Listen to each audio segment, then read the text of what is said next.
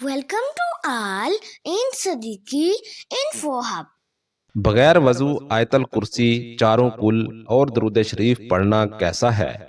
क्या ये अमल सवाब का बायस है या गुनाह का सबब? और सबसे अहम सवाल, जो शख्स नापाकी या बेवजू हालत में ये मुकद्दस अज़कार पढ़ता है, इसके बारे में हजूर अकरम सल्लल्लाहु अलैहि वसल्लम ने क्या इरशाद फरमाया?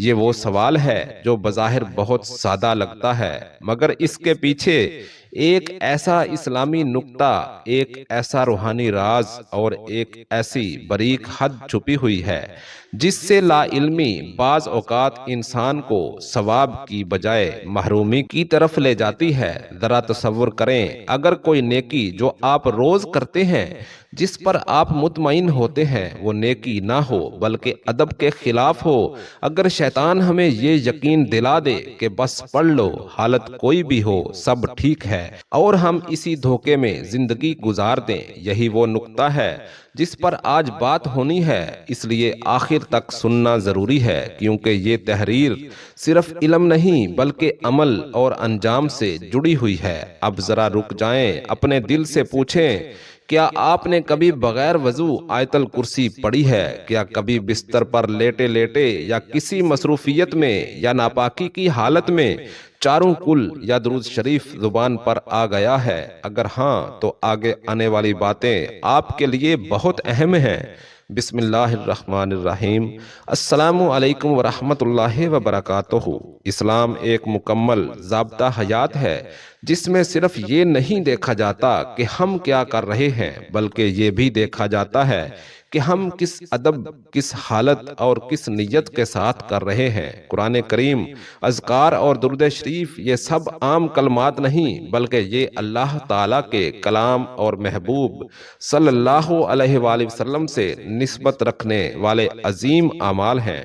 इसलिए शरीयत ने इनके लिए कुछ आदाब मुकर्रर फरमाए हैं। सबसे पहले एक बुनियादी असूल समझ लीजिए, कुरान करीम को छूना बगैर वजू जायज नहीं। इस पर तकरीबन तमाम फक़हा का इत्तिफाक है, लेकिन कुरान करीम को ज़ुबानी पढ़ने का हुक्म मुख्तलिफ हालतों के साथ मुख्तलिफ है।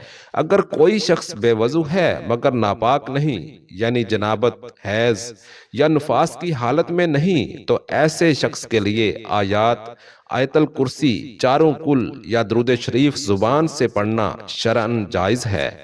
अगरचे अफजल और बेहतर यही है कि वजू करके पढ़े, लेकिन यहाँ एक बारीक नुक्ता है, जायज और अफजल में फर्क होता है। जायज का मतलब ये नहीं कि वही बेहतरीन अमल है।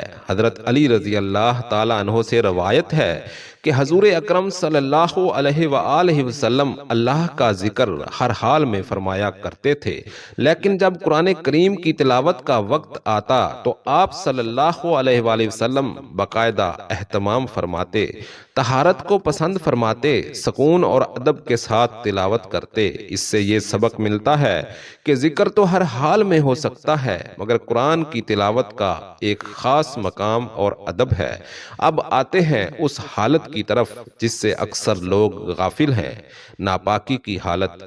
अगर कोई शख्स जनाबत की हालत में है, यानी गुस्ल फर्ज है, तो ऐसे शख्स के लिए कुरान करीम की तिलावत करना, चाहे आयतल कुर्सी हो या चारों कुल, जायज नहीं। हाँ, दुआ की नियत से चंद अल्फाज जुबान पर आ जाएं या तवज़ो तस्मिया कह ली जाए तो इसकी गुंजाइश उलमा ने जिक्र की है, मगर बाकायदा तिलावत की इजाजत नहीं। एक वाकया सुन लीजिए। हजरत अब्दुल्ला बिन उमर रजी अल्लाह ताला अन्हो के बारे में आता है कि वो कुरान करीम के मामले में बेहद मोहतात थे। अगर गुस्ल फर्ज हो जाता तो गुस्ल से पहले कुरान की एक आयत भी जुबान पर न लाते, हालांकि वो अल्लाह के जिक्र के शौकीन थे। किसी ने पूछा, आप तो हर वक्त जिक्र करते हैं, अब क्यों खामोश हैं? फरमाया, ये खामोशी अदब है, गफलत नहीं। यही फर्क है इल्म और शऊर का। अब दुरूद शरीफ की बात करते हैं। दुरूद शरीफ ऐसी अजीम इबादत है जो बगैर वजू भी पढ़ी जा सकती है, बल्कि बाज علماء فرماتے ہیں کہ درود تو ایسی چیز ہے جو غفلت کے عالم میں بھی زبان پر آ جائے تو رحمت کھینچ لاتا ہے، لیکن یہاں بھی ادب کا پہلو موجود ہے۔ وضو کے ساتھ درود پڑھنا نور پر نور ہے اور بغیر وضو پڑھنا نور ہے، مگر نور کی شدت کم ہو جاتی ہے۔ چاروں کل کے بارے میں بھی یہی اصول ہے، یہ قرآن ہی کا حصہ ہے، اس لیے بے وضو پڑھنا جائز مگر ناپاکی کی حالت میں تلاوت جائز نہیں۔ اب وہ سوال جس نے سب کو چونکا دیا، جو شخص بغیر وضو پڑھتا ہے، اس کے بارے میں حضور اکرم صلی اللہ علیہ وآلہ وسلم نے کیا فرمایا؟ براہ راست کوئی حدیث اس انداز میں موجود نہیں کہ بغیر وضو پڑھنے والا گناہگار ہے، لیکن حضور اکرم صلی اللہ علیہ وآلہ وسلم کے فرامین کا مجموعی مزاج یہ بتاتا ہے کہ آپ صلی اللہ علیہ وآلہ وسلم پاکیزگی کو پسند فرماتے تھے۔ آپ صلی اللہ علیہ وآلہ وسلم نے فرمایا، طہارت نصف ایمان ہے۔ جب طہارت ایمان کا نصف ہے تو جو عبادت طہارت کے ساتھ ہوگی وہ یقیناً زیادہ کامل ہوگی۔ ایک اور واقعہ ملاحظہ کریں، حضرت امام مالک رحمت اللہ جو حدیث کے امام تھے، جب حدیث بیان کرنے لگتے تو پہلے غسل کرتے، خوشبو لگاتے، صاف لباس پہنتے، پھر ادب سے بیٹھ کر حدیث بیان کرتے۔ کسی نے پوچھا، یہ سب کیوں فرمایا؟ میں رسول اکرم صلی اللہ علیہ وآلہ وسلم کے کلمات بیان کر رہا ہوں، بے ادبی کیسے گوارا کروں؟ یہی پیغام ہمیں قرآن، آیت الکرسی، چاروں کل اور درود کے بارے میں بھی ملتا ہے۔ اب آخر میں ایک اہم بات جو دل کو ہلا دیتی ہے، شیطان ہمیں گناہ سے ہمیشہ نہیں روکتا، بعض اوقات وہ ہمیں نیکی میں لاپرواہی سکھاتا ہے۔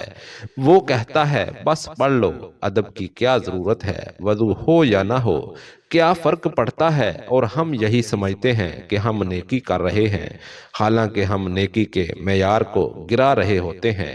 اس لیے اگر آپ واقعی چاہتے ہیں کہ آپ کی آیت الکرسی حفاظت بنے، چاروں کل ڈھال بنے اور درود شریف آپ کے لیے قرب مصطفیٰ صلی اللہ علیہ وآلہ وسلم کا ذریعہ بنے، تو وضو کو معمول بنا لیجئے۔ یہ کوئی مشکل کام نہیں، مگر اس کے اثرات حیران کن ہیں۔ آخر میں ایک نرم مگر جھنجھوڑ دینے والی بات، عبادت صرف الفاظ کا نام نہیں، ادب کا نام ہے، اور ادب وہ کنجی ہے جو بند رحمتوں کے دروازے کھول دیتی ہے۔ اللہ تعالی ہمیں علم کے ساتھ عمل اور عمل کے ساتھ ادب نصیب فرمائے، آمین یا رب العالمین۔